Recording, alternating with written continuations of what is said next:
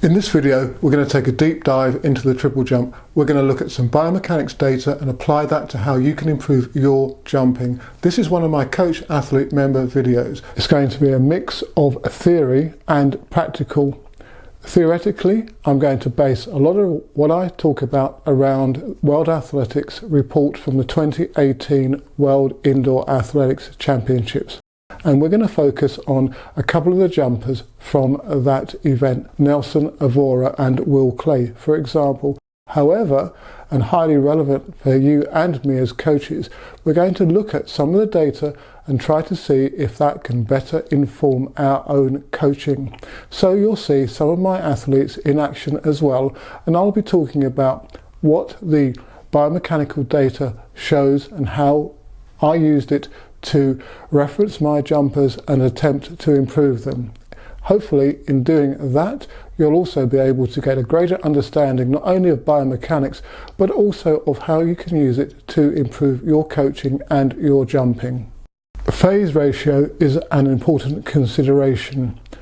Generally speaking, if your jumper's longest phase is 2% or more greater than the other phases in length, or individual phases in length I should say, then they will be dominant in that phase. Thus, a 2% longer jump than the hop phase, for example, and the step phase makes them jump dominant. And if all the phases are within 2% differential, then they are seen to be a balanced jumper. This is relevant as it can tell us about how our jumpers distribute their effort across the phases. Obviously, a huge hop is going to be detrimental in terms of overall distance, as the jumper will lose speed across the phases. However, a hop dominant jumper will create different forces at takeoff. Knowing whether your jumper is a jump dominated or hop dominant jumper, for example, has a bearing on how they approach the takeoff for the hop, in that the jump dominant jumper will tend to go more flatter through the takeoff compared to the hop dominant jumper, whose trajectory will be higher. They will also have a greater vertical velocity contribution at takeoff, as of course they are hopping higher and longer.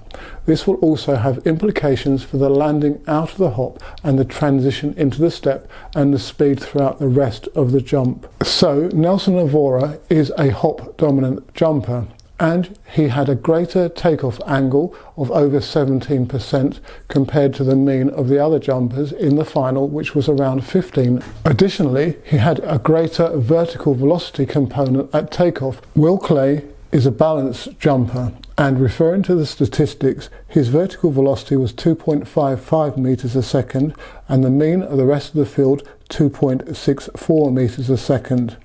He also had a shallower hop angle, and that was 14.8 degrees with a mean of 15.6 degrees for the rest of the field. He also had increased horizontal velocity of 9.66 meters a second, with a mean of the rest of the field being 9.35 meters a second. His specific phase ratio was 34.3%, 31.7% and 33.9%. According to the biomechanics data as well, he also had a lower hop contact time of 0.115 milliseconds. So what does that tell us as coaches, and what are the implications in terms of if we've got a balanced or indeed a jump dominated jumper or a speedier jumper through the phases? Well, it could have implications for their training. They need to be able to react more quickly to the contacts. Therefore, you may be having to put into place greater drills, practices that reflect that. And of course, you get the obverse with that with the hop dominant jumper. Eccentric capacity becomes crucial, however, whatever the type of jumper you are or you are coaching. When you go through the phases in the triple jump, there will be a considerable lowering at the knee angle and also the hip in terms of the step and the jump phases, circa 18 degrees on each one. There's a big differential from the hop through to the step and the jump phases.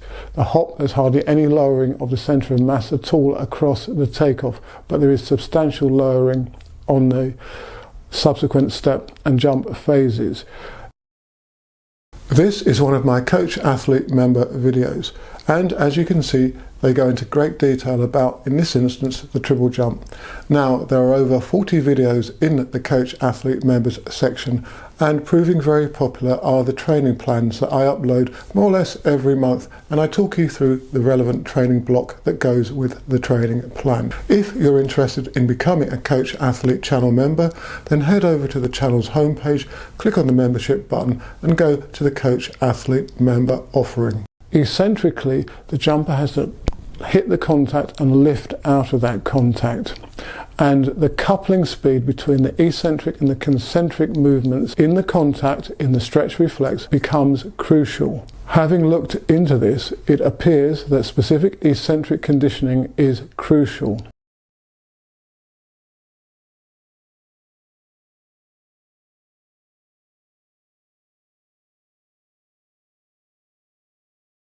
Of course, the jumper has to have a good level of concentric strength. However, once they are training mature, I would recommend that you include lots of eccentric training. This can be done in the weights room and also with jumping type of movement. One of my jumpers, Ignatius, is very hop dominant, and his takeoff speed isn't sufficient to allow him to really kick on through the other two phases, and in particular in the jump phase he can stall through a lack of speed. I see this as being, one, reflexive of the fact that he's hop dominant, and two, that he's quad dominant as well, and his eccentric capacity isn't as well developed as his concentric capacity. Therefore, we've got a mix and match here between what biomechanics tells us about how to maintain speed through the phases, the technical requirements of the hop, and also the specific requirements of the athlete. So by marrying all those factors together, we should be in a better position to correct what needs to be done. There is biomechanics data that refers to angular velocity, for example, and segment velocity. Now that's basically referring to how fast part of the body moves at takeoff. For example, the thigh. Now, in Ignatius's case, the thigh movement in advance of the hip is not that quick, and therefore his velocity across the takeoff is stunted. Also, he doesn't really drive off of the hop to go forwards. He gets a huge rotation of the hopping leg from the back of the body to the front, but it's not coupled to the drive away from the hop. Therefore, his thigh angular velocity at takeoff and his holding of that thigh position would be reduced in comparison to a jumper who achieves much better positions off of the hop takeoff. The speed, therefore, decreases across the phases and he spends more time on the ground. Now, of course, I'm seeing this with my own eyes. We're not measuring contact time. However, if you're informed with biomechanical data analysis, what the top guys do and what data you've got from any jumpers, for example, if you're lucky enough to have it from your group, you're going to be in a much better position to analyze and to see and to rectify what your jumpers need to do. Okay, let's take a look at what happens in terms of the step and jump phases for Claye and Evora. Now, in the step, both have similar contact times. However, Evora has a shorter flight time. That's because of the longer hop and therefore the shorter step in comparison to Claye's more balanced method. So you can see that throughout the phases, each jumper is literally playing to their strengths. Okay, let's talk about the jumps phase. Claye creates a horizontal velocity of 6.46 meters per second and Evora 6.60 meters per second. In terms of vertical velocity, it's 3.42 meters a second and 3.01 meters per second respectively. So there's been a reversal of horizontal velocity and vertical velocity for the step and jump for the two athletes compared to their hop values. So how can this be explained? Well, one factor potentially is the greater lowering of the centre of mass out of the hop. Claye drops 16 centimeters, whereas Evora drops 19 centimeters.